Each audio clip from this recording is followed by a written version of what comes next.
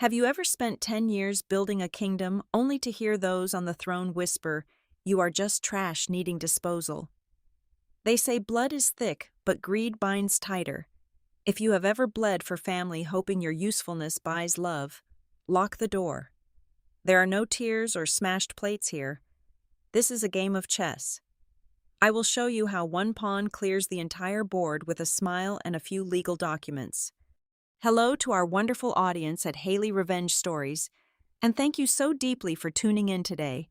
Unfortunately, YouTube has completely disabled our monetization features, leaving our channel with zero budget to continue operating. If you find yourself captivated by today's story, please consider supporting us with just $1 by scanning the PayPal QR code on your screen or by clicking the link in the description or comments below. Your kindness directly provides our hard-working team with the means to pay their living expenses and ensures we can keep creating these thrilling stories for you. My name is Quinn Gonzalez. I am 31 years old, and for the better part of my adult life, I believed that family was an unbreakable bond, a sacred pact that required unconditional sacrifice. By day, I worked as a senior data analyst at Nexus Vanguard Solutions, a massive tech conglomerate where I faded into the background. Just another quiet employee in a sea of cubicles. But when the clock struck 5, my real exhausting job began. I was the invisible architect, the silent engine running the entire back end of Oakhaven Elite. Oakhaven Elite was an exclusive high-end art brokerage and luxury event company. To the public eye, it was the dazzling brainchild of my mother Beatrice and my older sister Harper. They were the flawless faces of the brand, always photographed clinking champagne glasses at gallery openings and charity galas. Behind the scenes, however, the reality was entirely different. I was the one who built their proprietary valuation algorithm from scratch. I managed the complex financial spreadsheets, structured the legal contracts, and kept the digital infrastructure from collapsing. More than that, I was their financial safety net. I personally assumed the crushing startup debts. I drained my own savings to pay the lease for their premium Class A office space downtown. I lived in a cramped, drafty apartment wearing faded sweaters and eating cheap takeout, absolutely convinced that I was securing a prosperous future for all of us. I thought my grueling labor was an investment in the people who loved me. Everything shattered on a completely ordinary Tuesday afternoon. The sky outside my apartment window was the color of bruised iron threatening a heavy downpour. I had taken a brief break from my data sets to handle a critical administrative task for Oakhaven. The insurance policy for our primary climate-controlled art warehouse was set to expire at midnight, and the broker needed verbal confirmation from Beatrice to authorize the renewal premium. I picked up my phone and dialed her number. She answered on the third ring. I could hear the ambient echoing acoustics of their spacious gallery, the subtle clinking of porcelain teacups. "Hey, Mom," I said, keeping my tone brisk but gentle. "I need you to approve the warehouse insurance renewal. The deadline is tonight." There was a muffled rustling sound. Beatrice did not reply to me. Instead, I heard the distinct heavy thud of the phone being carelessly placed face down on a hard, resonant surface. I immediately recognized the sound of the grand marble table in the center of their private viewing room. She had not hung up. She had simply put the phone down completely, forgetting that the line was still actively connected. I opened my mouth to call out to her, but another voice drifted clearly through the speaker. It was my sister Harper. "Is she still nagging us?" Harper asked, her voice dripping with an unmistakable blend of irritation and disdain. "God, she is becoming absolutely unbearable lately. She is demanding administrative access to the new client portal again. She acts like she owns the place just because she wrote some code. We really need to revoke her back-end permissions before she ruins the aesthetic of the new interface."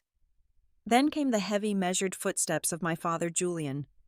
He murmured something low in agreement, a soft chuckle of complicity. I sat frozen in my worn-out desk chair, my hand gripping the phone so tightly my knuckles turned white. My heart hammered against my ribs. I waited for my mother to defend me. I waited for Beatrice to remind them that without my code, without my credit score, without my endless sleepless nights, they would have absolutely nothing. Instead, Beatrice's voice sliced through the audio feed. It was not warm. It was not maternal. It was a cold, calculated, and razor-sharp sound that I had never heard directed at me before. "Do not worry about her," Beatrice said, her tone utterly devoid of affection. "She is just a burden. Honestly, she is a mistake we have kept around for way too long. Just let her play with her little servers for a few more weeks. Once the big merger is finalized next month, we are going to cut her loose completely. We will toss her a few pennies to keep her quiet, and we will finally be rid of her." The words echoed in my quiet apartment. A mistake, a burden. Toss her a few pennies. There was a sharp click, and the line finally went dead. I did not drop the phone. I did not scream. I did not throw my coffee mug against the wall. And strangely, I did not cry. There were absolutely no tears. Instead of a breakdown, a terrifying, absolute stillness washed over me. I stood up slowly, the air in my apartment suddenly feeling incredibly thin and cold. The shock did not bring hysteria. It brought a crystalline, devastating clarity. In those agonizingly silent minutes, the grand illusion of my entire existence dissolved into dust. My family did not love me. They had never loved me. The bond of blood was nothing but a manipulative lie designed to extract my labor, my money, and my intellect. Every sacrifice I had made, every dollar I had handed over, every late night I had spent debugging their servers, it was all part of a ruthless commercial transaction, where I was positioned to take 100% of the losses. They were planning to sell the empire I built, pocket the fortune, and leave me drowning in their debts. I looked at my reflection in the dark screen of my secondary monitor. The naive, exhausted daughter who would do anything for her family was gone, erased by a few careless words spoken over an open phone line. In her place stood someone entirely different. They wanted to treat this like a business transaction. They wanted to cut me out and play a game of corporate survival. I took a deep, steadying breath. I would play their game, but I would not be the pawn they sacrificed. I was going to be the player who flipped the entire board. The next morning, I did not board the commuter train to Nexus Vanguard Solutions. At exactly 7 o'clock, I sent a brief 2-sentence email to my department head, stating I was taking a personal health day. Then I walked into my cramped kitchen, brewed a pot of the strongest, blackest coffee I owned, and carried it to my desk. I powered on my 3 widescreen monitors. The soft blue glow of the displays illuminated the dust motes dancing in the dim light of my apartment. I cracked my knuckles. I was no longer the obedient, self-sacrificing daughter. I was a senior data analyst, and my family had just made the catastrophic mistake of leaving their entire digital footprint on a server I had built from the ground up. My fingers flew across the mechanical keyboard, bringing up the master administrative dashboard for Oakhaven Elite. For 5 years, I had blindly authorized transactions, signed vendor agreements, and approved budget allocations because my mother claimed the company was constantly on the brink of insolvency. She told me every single cent of profit had to be aggressively reinvested into marketing and inventory to keep us afloat. I began my audit by bypassing the sanitized front-end ledgers and diving straight into the raw, unencrypted financial transaction logs. What I uncovered over the next 3 hours was a masterclass in systematic parasitic greed. The profits were not being reinvested, not even close. I traced a complex web of corporate expense accounts and discovered a sickening reality. While I was draining my personal high-interest credit cards to make payroll for our junior staff, Beatrice and Harper were siphoning massive dividends through a disguised vendor limited liability company. They had reclassified luxury purchases as corporate operational expenses. There were invoices for top-tier European sports cars, disguised as executive transportation leases. There were receipts for limited edition designer handbags written off as high-net-worth client gifting. I stared at a digitized portfolio of expenses, detailing a 2-week first-class ski vacation in Aspen, meticulously categorized under corporate team-building retreats. They were living like royalty, bleeding the company dry and forcing me to personally absorb the operational deficits. My stomach twisted, but the cold, analytical part of my brain overrode the nausea. I kept digging. If they were this reckless with the corporate accounts, they had to be hiding something much larger to sustain the facade. I ran a deep-level diagnostic scan on the localized email servers, searching for archived communications that bypassed my standard security protocols. Deep within the directory architecture, buried under 4 layers of nested, mislabeled system folders, I found a partitioned drive. It belonged to my father, Julian. I cracked the basic password protection in under 2 minutes. The folder contained hundreds of encrypted email chains. I began reading, and the true scope of their betrayal finally materialized on my center monitor. They were not just stealing from me, they were planning to sell the entire company. The emails were correspondence between Julian Beatrice and a massive predatory private equity firm based in New York. The subject lines discussed a total corporate buyout.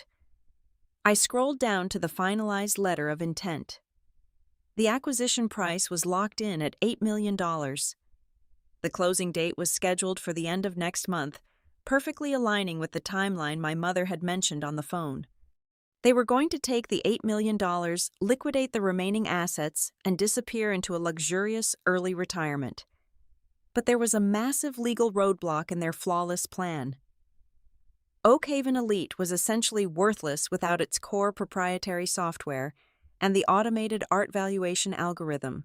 I had engineered that code. I had filed the patents. I owned 100% of the intellectual property rights. To legally execute the sale and transfer the software licensing to the private equity firm, the buyers required my explicit notarized signature relinquishing my ownership. I opened the final attachment in the email thread. It was a drafted intellectual property transfer agreement. My breath caught in my throat. At the bottom of the final page, resting neatly on the designated signature line, was my exact digital signature. It was a flawless forgery. I checked the document metadata. The signature file had been generated and attached from an Internet Protocol address, matching my father's home office desktop. Julian had forged my consent. The trap was brilliantly cruel. By forging my signature on the asset transfer, they would seamlessly sell the algorithm, pocket the $8 million in an offshore holding account, and dissolve Oakhaven Elite. Because the primary business entity would cease to exist, the massive, accumulated corporate tax liabilities and the commercial leases I had personally guaranteed would default entirely onto my shoulders. I would be bankrupted, investigated by the Federal Revenue Service, and potentially face prison time for tax evasion while they sipped champagne on a private beach. The lingering shock evaporated entirely, consumed by a frigid, calculated wrath. They thought my silence was stupidity.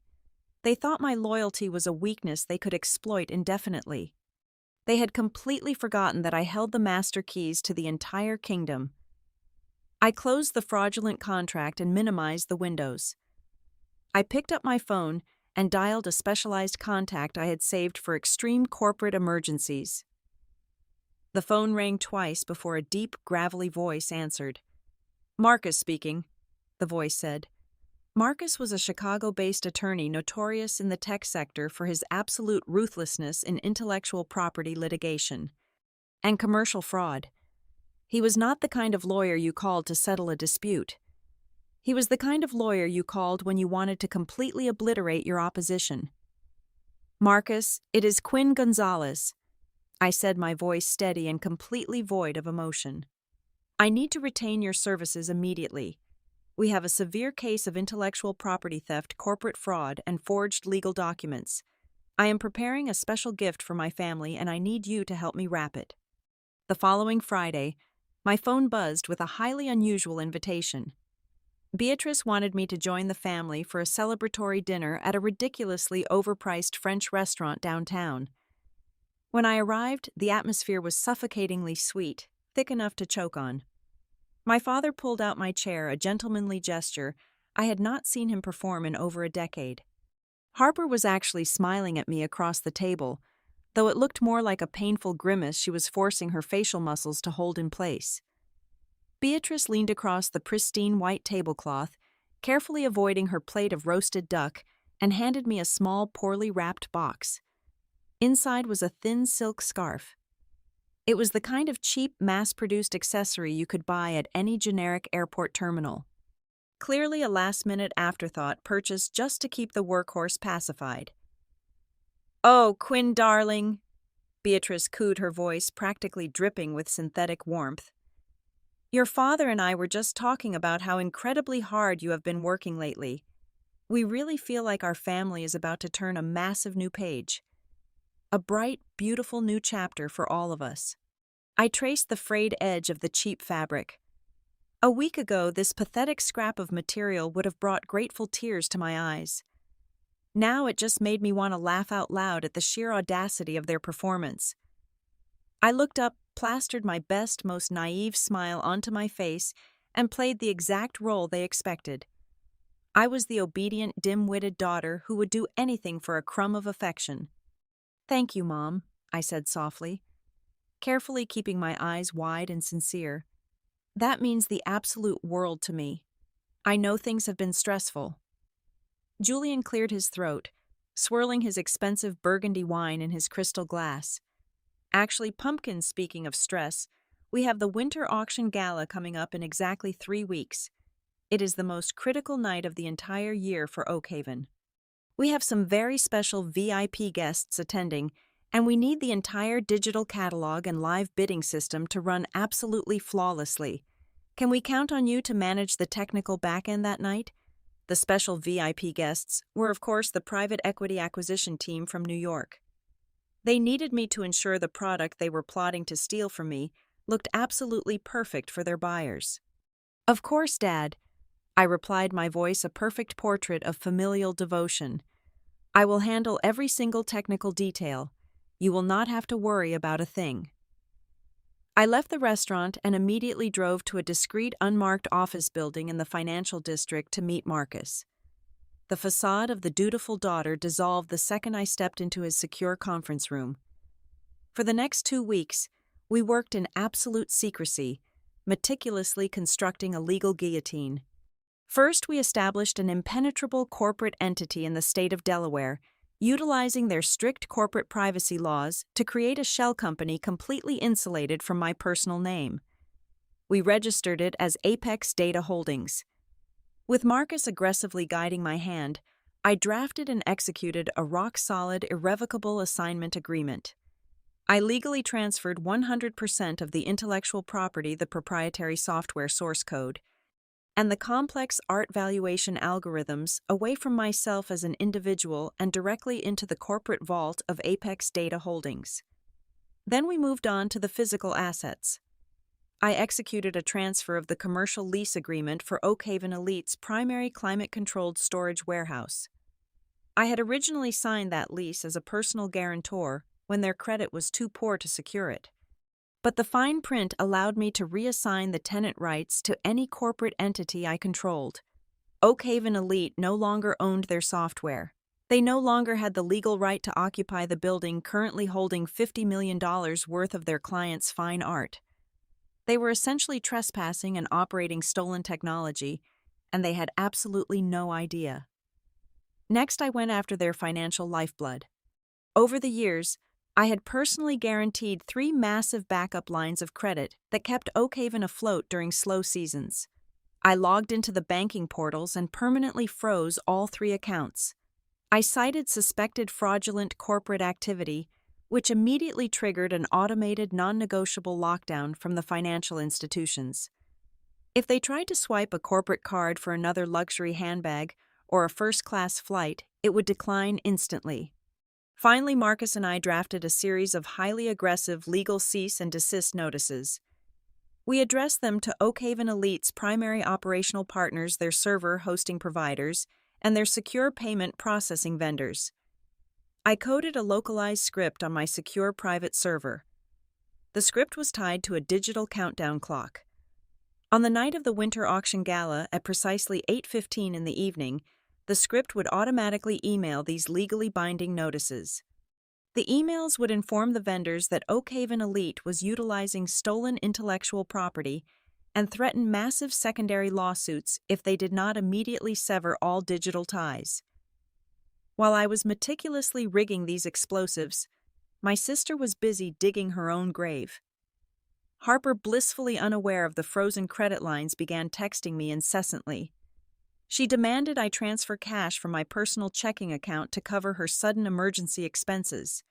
First, it was $2,000 for an emergency custom dress fitting. Then it was $4,000 for premium catering deposits because her Platinum corporate card was mysteriously declining at the terminal. Every single frantic, demanding text message she sent was a gift. Every time she threatened to tell our parents how uncooperative and selfish I was being, every time she blatantly admitted to using corporate funds for personal vanity projects, I took a high-resolution screenshot. I sent every single image directly to Marcus. He had them legally certified and logged into an official sworn affidavit. We were building an insurmountable mountain of documentary evidence proving systematic corporate asset stripping and financial abuse.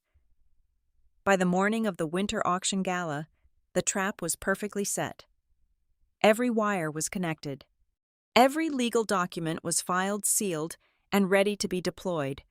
I sat alone in my dim apartment, staring at the digital countdown clock on my center monitor. The numbers ticked down methodically. I felt a strange, profound sense of absolute peace. The crushing anxiety that had plagued me for 5 years was completely gone. I had spent my entire adult life trying to build a safe harbor for my family. Tonight I was going to burn their stolen ships to the waterline. The Winter Auction Gala was hosted at a sprawling 19th-century stone mansion, nestled deep within the affluent northern suburbs. By 7 o'clock in the evening, the grand driveway was entirely choked with a fleet of sleek black town cars and imported luxury sedans. It was a masterclass in grotesque manufactured opulence. Crystal chandeliers the size of small vehicles hung from the vaulted ceilings, casting a brilliant fractured light over the massive ballroom. Waitstaff in pristine white coats drifted silently through the crowd, balancing silver trays loaded with beluga caviar and towers of imported champagne that flowed like water. Every single detail in the room was a carefully curated lie. The towering floral arrangements of rare white orchids cost more than the average annual salary of our junior staff. The entire production was an extravagant illusion funded by unpaid vendor invoices, and the 3 corporate credit lines I had secretly frozen just 48 hours prior. They were hosting the party of the decade on borrowed time and stolen money. My mother Beatrice and my sister Harper floated through the sea of wealthy patrons like absolute royalty. They were holding court in the center of the room, draped in custom hand-stitched silk evening gowns that cost tens of thousands of dollars. Harper threw her head back, laughing loudly at a joke made by a prominent local politician, her neck adorned with a heavy diamond necklace rented specifically for the occasion. They radiated an aura of untouchable success, completely oblivious to the fact that the financial ground beneath their designer heels had already completely disintegrated. Near the grand marble fireplace, my father Julian was holding a very tight, exclusive circle with 3 men in immaculate tailored charcoal suits. They were the executive representatives from the New York private equity firm. Julian was vigorously shaking the hand of the lead investor, a broad smile plastered across his face. "I assure you, gentlemen," Julian boasted, his voice carrying just enough over the ambient classical music for me to hear from the periphery. "Our exclusive proprietary technology software is going to completely change the game in the art valuation market. The algorithm is flawless. Once the ink dries tonight, you will hold the keys to the most sophisticated digital infrastructure in the entire industry." I watched him sell air. He was enthusiastically peddling an algorithm he did not understand, owned by a shell company he did not know existed, powered by a daughter he thought he had completely outsmarted. I turned away from the heavy velvet curtains and retreated into the shadows of the technical control booth located just off the main stage. The booth was small, cramped, and smelled faintly of ozone and hot dust, a stark contrast to the perfumed luxury of the ballroom. I was dressed in a simple, unbranded black turtleneck and dark trousers blending perfectly into the background like a stagehand.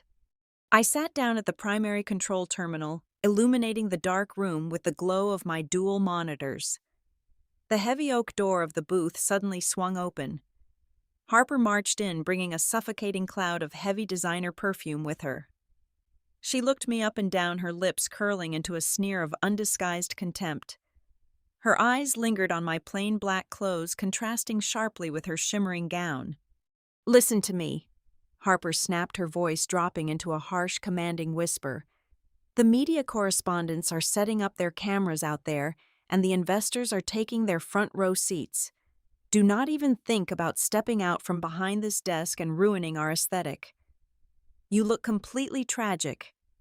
Just stay hidden in the dark, do your little computer tricks, and keep the bidding system running smoothly.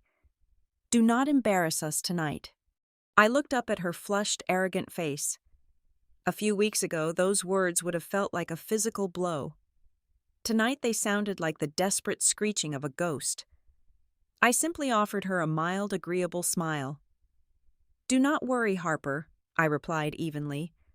"I promise I will not step foot on that stage. The system will run exactly as I programmed it to." She rolled her eyes, gave a sharp huff of annoyance, and slammed the heavy door behind her.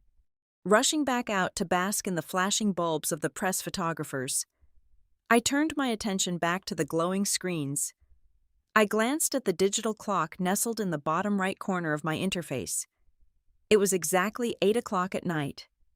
Out in the ballroom, a soft chime rang through the speakers, signaling the guests to take their seats for the formal presentation. This was the scheduled moment. The major local news networks had their cameras rolling, ready to broadcast the signing of the $8 million merger agreement live on stage. I brought up the command terminal for my private server. I typed the final sequence of executable code. It was a beautifully simple command designed to trigger the automated sequence I had constructed with Marcus. I pressed the Enter key with a soft, decisive click. The system confirmed the activation. The automated countdown was now permanently locked in.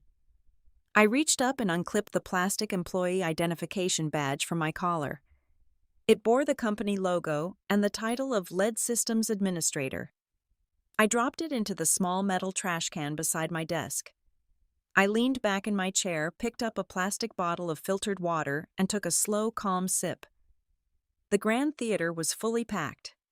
The actors were exactly where they needed to be. I sat in the comfortable darkness, perfectly serene, waiting for the curtain to fall and the absolute destruction to begin.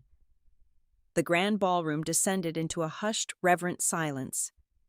Beatrice stepped confidently onto the raised acrylic stage, the heavy beadwork of her custom gown catching the blinding glare of the media spotlights. She tapped the microphone twice. A sharp, clear echo rang out. She smiled, a radiant, practiced expression of absolute triumph. "Ladies and gentlemen," Beatrice began, her voice echoing perfectly through the high-fidelity sound system, "tonight is not merely a celebration of fine art. It is the dawn of a revolutionary era. For years, Oakhaven Elite has set the platinum standard in luxury brokerage. We have curated the most exclusive collections in the modern world. And now we are taking a monumental step forward." She gestured dramatically toward the front row, where the private equity executives sat with their hands steepled, ready to applaud. "We are officially announcing our historic partnership, an $8 million venture that will change the industry forever." The digital clock on my control console rolled over to exactly 8:15 in the evening. The automated script I had buried deep within the core server registry engaged flawlessly. Instantly, every single massive light-emitting diode screen flanking the main stage went completely violently black. The sudden, unnatural darkness drew a collective startled gasp from the massive crowd. For 3 agonizing seconds, the ballroom was plunged into tense shadows. Then the screens ignited simultaneously, bleeding a harsh, glowing crimson light across the faces of the terrified guests. A massive capitalized message crawled across every display in stark white font. It read, "System locked. Intellectual property, copyright violation." Before Beatrice could even lower the microphone in confusion, A bizarre, chaotic symphony erupted across the ballroom. It started as a low hum and quickly escalated into a deafening chorus of digital chimes, notification bells, and frantic vibrating alerts. Every single high-priority guest, every major corporate partner, and most importantly, the three men in the tailored charcoal suits simultaneously reached into their pockets. The automated cease and desist emails had successfully bypassed their firewall filters. The New York investors stared at their glowing screens.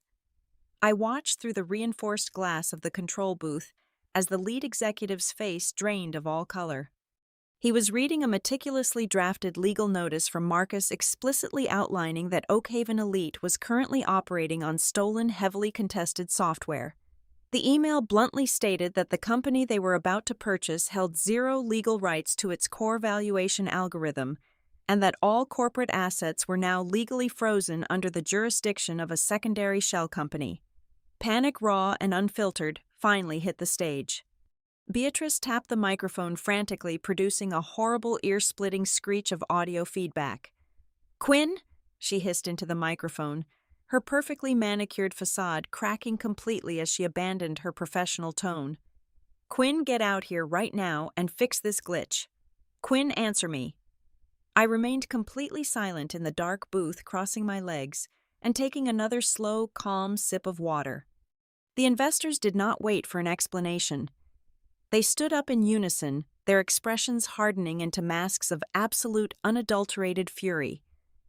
They realized instantly that they had been inches away from signing their names onto a massive liability nightmare. At that exact moment, the heavy oak double doors at the rear of the ballroom burst open.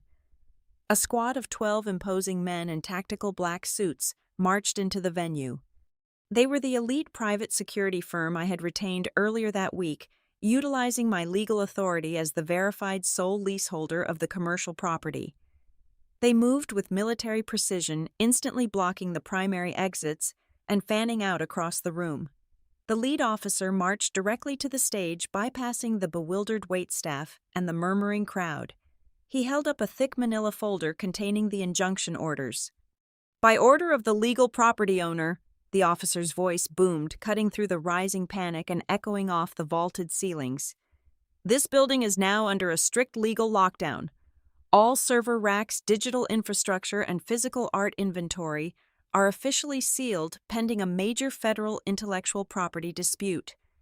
We ask that all non-essential personnel and guests please vacate the premises immediately." Harper let out an ear-piercing shriek, dropping her crystal champagne flute. The glass shattered against the marble floor, but the sound was completely drowned out by the flashing strobe lights of the press cameras. The journalists had smelled blood in the water. The head of the luxury catering company marched up to Harper, furiously waving a declined transaction receipt and screaming about the frozen corporate credit lines. Julian, his face flushed a dangerous mottled purple, sprinted down the stage stairs and chased after the retreating New York investors. "Wait, please, wait just a moment," Julian begged, his voice cracking with desperation as he grabbed the lead executive's tailored sleeve. "This is just a misunderstanding. It is a disgruntled employee pulling a technical prank." The executive violently shoved Julian's hand away with a look of pure, concentrated disgust. "Do not ever touch me again." The executive snarled, his voice loud enough for the nearest media microphones to catch every single syllable. "Your entire company is a fraudulent shell. We ran a secondary background check on that signature file yesterday. We know you forged it. Your daughter does not even own the code anymore. Expect a massive countersuit for commercial fraud by tomorrow morning." The $1 million gala had completely disintegrated into an apocalyptic circus of public humiliation. My family was left stranded in the center of the room, entirely exposed to the relentless flashes of the media cameras, drowning in a catastrophe of their own making. The empire was burning, and I had been the one to strike the match. The sun rose the next morning over a city that had completely shifted on its axis. Oakhaven Elite was no longer a glittering luxury company. It was a hollow, paralyzed legal entity crushed under millions of dollars in rapidly defaulting corporate debt. Desperation is a remarkably powerful motivator.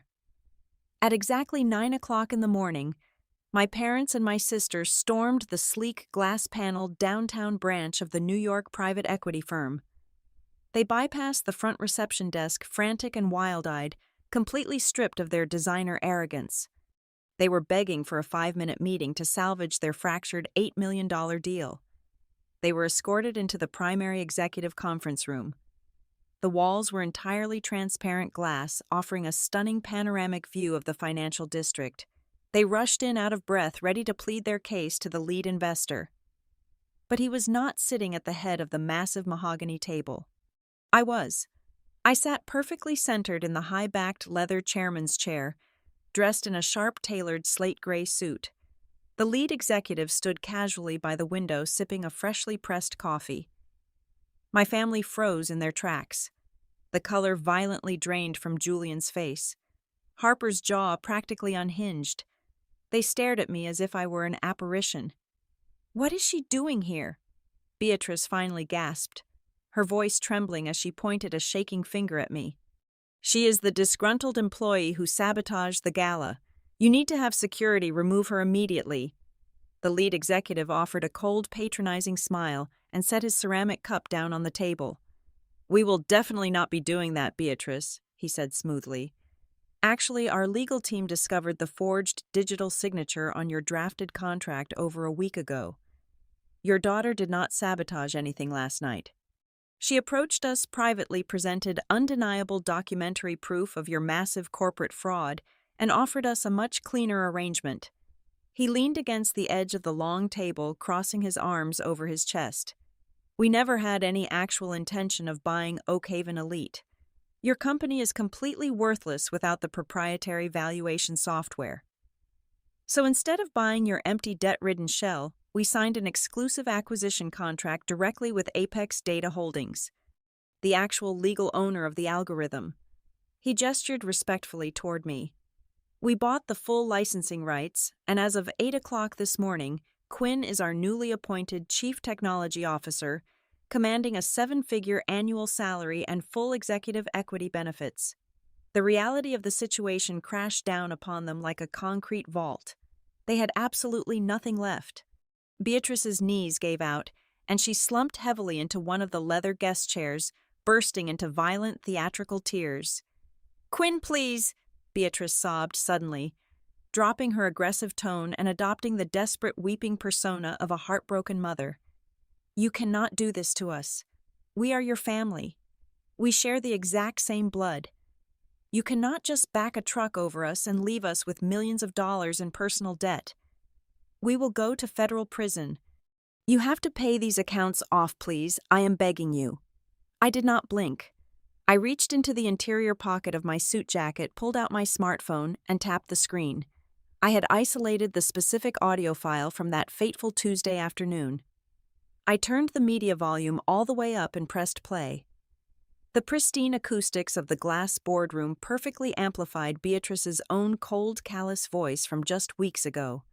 "She is just a burden, a mistake we have kept around for way too long. We will toss her a few pennies to keep her quiet, and we will finally be rid of her." The recording stopped. The silence in the room was absolute and completely devastating.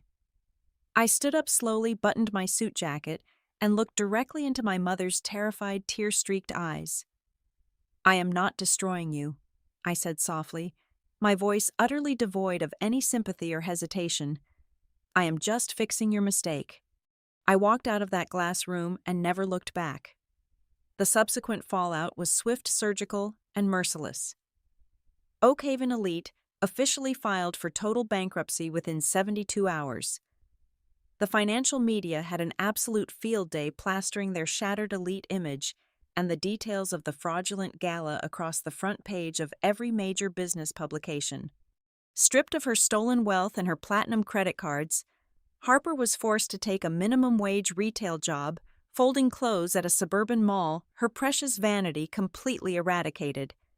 Beatrice and Julian faced severe federal charges for financial fraud and forging legal documents. They narrowly avoided serving hard time in federal prison by accepting a brutal plea deal resulting in 5 years of strict probation and the complete liquidation of their remaining personal assets. They now live in a cramped, poorly insulated one-bedroom apartment on the far outskirts of the city, drowning in a sea of legal fees they will never be able to repay.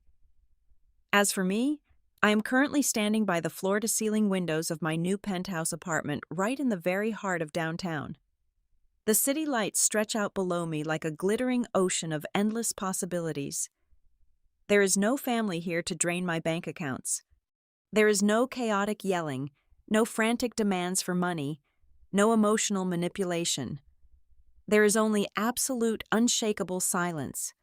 And in this perfect, expensive quiet, I finally understand the greatest lesson of my entire life. Blind loyalty is not a virtue. It is a slow, agonizing suicide. Sometimes the only possible way to save your own life is to become the absolute worst nightmare of those who dared to consider you a mistake. Thank you so much to everyone for listening to my story today. I would absolutely love to know where in the world you are tuning in from, so please let me know down in the comments section. If you enjoyed today's story and want to help our channel stay alive, please consider supporting us with just $1. You can easily scan the PayPal QR code on your screen or use the PayPal link provided in the description or the pinned comment. Your generous $1 contribution gives us the necessary budget to pay our hardworking staff so they can feed their families and continue creating even more amazing stories to serve you. Thank you again, and take care of yourselves.